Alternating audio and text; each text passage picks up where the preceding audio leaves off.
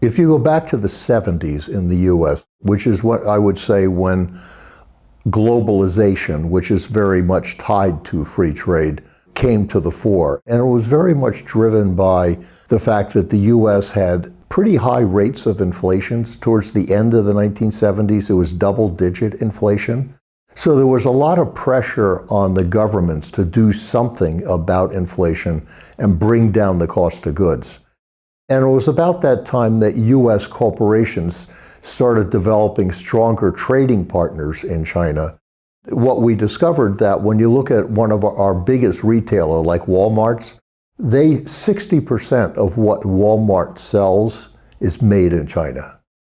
So people became very enamored with the idea that we could bring inflation down in the US by selling more high-quality, low-cost goods, largely from China, but also from other Asian countries. The problem is that when we got to the Trump era, which is when a lot of things started to unravel, a lot of the Trump supporters are blue-collar workers. For them, the negative side of free trade and globalization is a lot of jobs were moved offshore. And so you had blue-collar workers basically saying, we're losing our jobs, and American companies are paying money basically to foreigners to produce goods for us and taking our jobs away from us. And that's when you had Trump basically decide he needed to deflect attention away from COVID, where he basically underestimated the power of it completely, and we had over 1 million deaths early on. So Trump launched sanctions as a way to, quote, punish China. He's basically said, China is a communist country, therefore they're the enemy. They stole our jobs and they stole our IP. And to penalize them real world, I'm going to put in trade sanctions that will hurt them.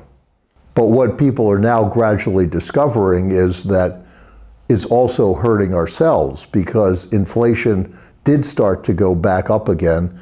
And so now I think you have a very healthy dialogue on where do you draw the line between pure free trade of anybody can sell anything anywhere and where we are today. They're very high-end nano chips that could have very clear military applications. But if you look at the sanctions that are applied to chips today, it's a much broader group than it is just the high-end chips. So my hope is that free trade will get more momentum going forward.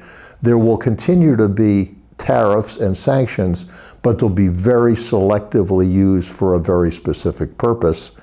And that 95+% of trade will basically be done in the spirit of free trade, which means whoever produces the best product at the lowest price is the best supplier around the world.